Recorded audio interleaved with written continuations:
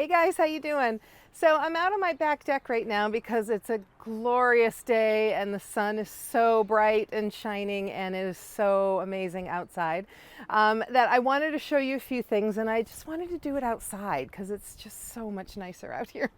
Anyway, I was very excited the other day. I got a box. David Austin roses. So I ordered 3 bare root roses, and they're still covered in their dirt.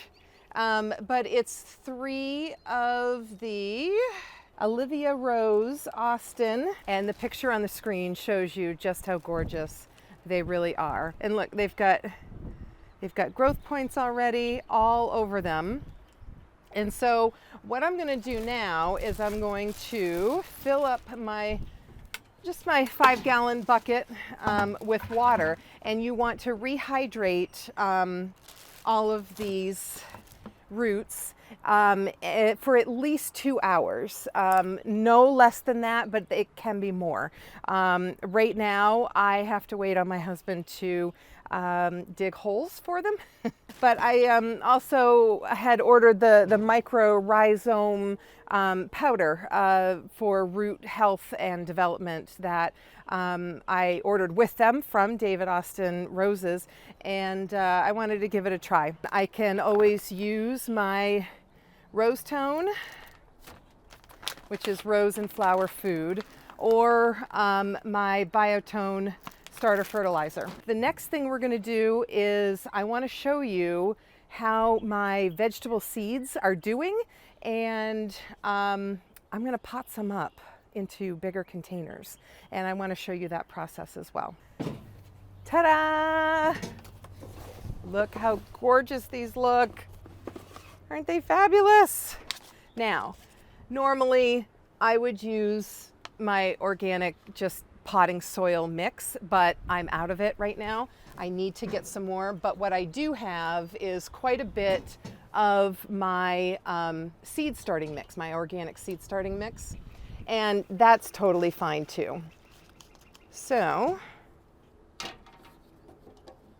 we just put the seed starting mix in there.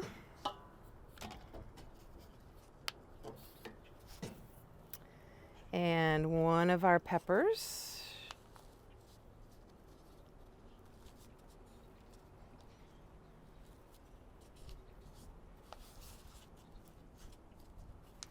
And I'll top dress it a little bit more. And hey presto, 1 pepper plant that used to be 2 in a tiny little cell. Okay?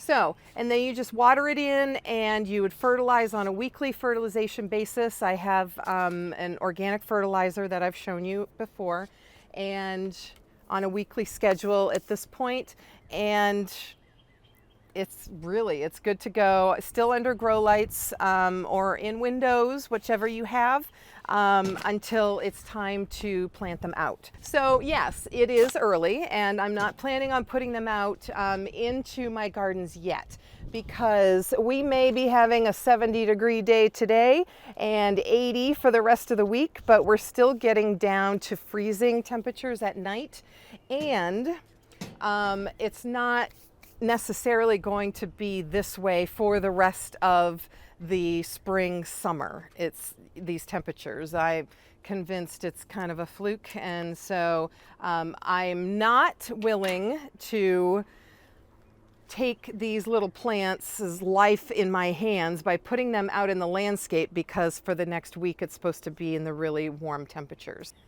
With anything that you're going to be thinning, you want to try and choose one that maybe is the weaker of the 2 or 3, depending on how many seeds got into your seed cell. The weaker one, or the one that's way off to another side if you're not planning on splitting them. There's usually a more dominant one, like for instance this one right here. This one is really healthy and strong, And then this one is a bit spindly. So I'm gonna cut that one out, just like that. Okay, so that's all there is to it. And is it a shame to do that? Yes. Do you have to? No, but unless you're planning on keeping every single one of these, there's really no point to keeping both. But yes, you can separate them. You just have to be extremely careful that when you're separating them, if they're too close together, that you're not sacrificing both plants, because you're disrupting their root system so badly in forcing them apart that it could kill both of them. So I choose to sacrifice one for the benefit of one. In this cell right here, we've got one way over here, and then another one way over here on this side.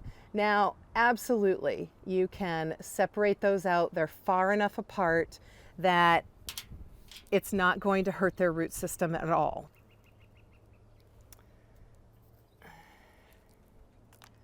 See how healthy that root system is? That's amazing. So you just very gently,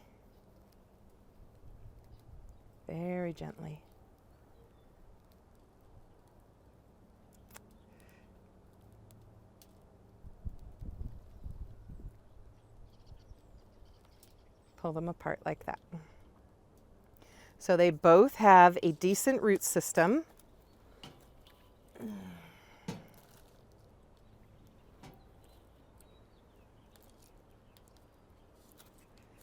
But they are definitely going to benefit from a feed. You'll notice, and if you've ever grown tomatoes, you'll know what I'm talking about. Right along here, there's lots of little hairs. Okay, each of those little hairs are potentially a root. Okay, so what you can do, especially in this stage right now, where they're a little weaker, right? They've been inside, very protected. What you do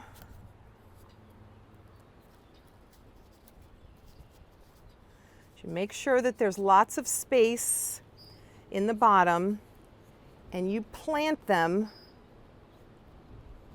all the way down until the leaves are at the top, okay? And what that does is it creates a stronger plant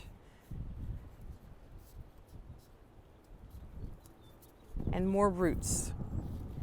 Because now, instead of the roots starting down here, if you were to plant it at soil level, so if you were going to plant it this high, the way it was when it was in its cell, see how this one's kind of floppy, not very strong.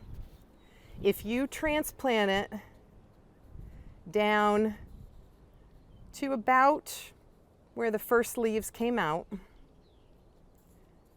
that stem is down in here now, and it's going to sprout roots from that stem.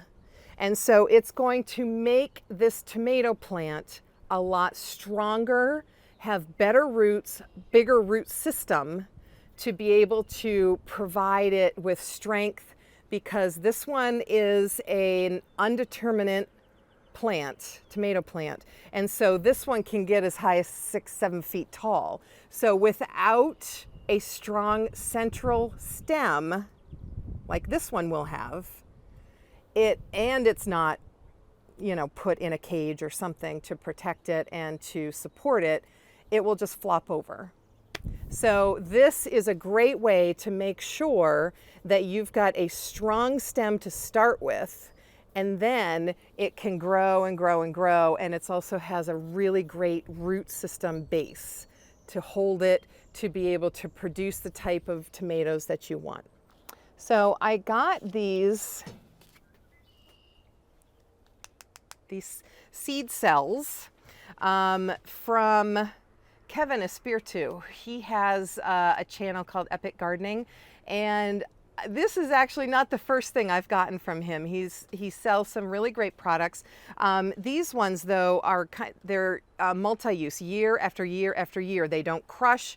I'm pressing on it as hard as I can, and there's no bending them. They are durable, and so you might want to check those out. I also got my raised beds from him. He was a seller of birdie boxes, which is what my raised beds are. They're like corrugated metal, and he became the first and possibly still the only seller of those in the United States, because they're out of Australia. And so thanks, Kevin. I appreciate your products. They've helped me immensely.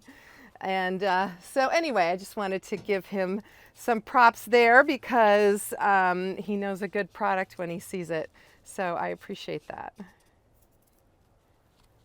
And the second one. So basically that's all there is to it. And then just give them a water-soluble, organic water-soluble feed once a week, and you will not believe their growth and just how amazing they're going to turn out for you. So I also wanted to show you something else I did. So you know how you can get these bunches of onions, and they come as a bunch, and they look like this, right? Well, I get them every year, but it's always, for me, I wasn't ready to put them out. We hadn't, you know, the soil had gone down as it does in our garden beds, and so we hadn't had a chance to top them up and put down some organic compost and all that, so I wasn't ready for these. So basically what I did was I just put some soil in the bottom and plunked them down in here. I've got new growth. I've got more and more roots coming out. So if you're ever in need of a place to put these before you're ready to put them out in the landscape in your garden, plunk them in some soil. They're good to go. So that's all I wanted to show you today. I'm going to continue with these and cut back some of these tomatoes. I don't necessarily need to repot them yet, but I am going to thin them.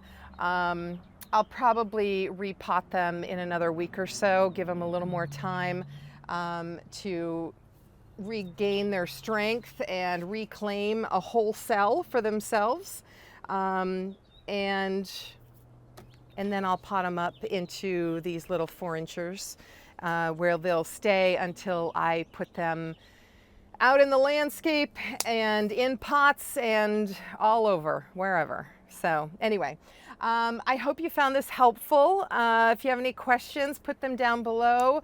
We're here to learn together. So I hope you have a really great day, and I'll see you in the next video. Bye.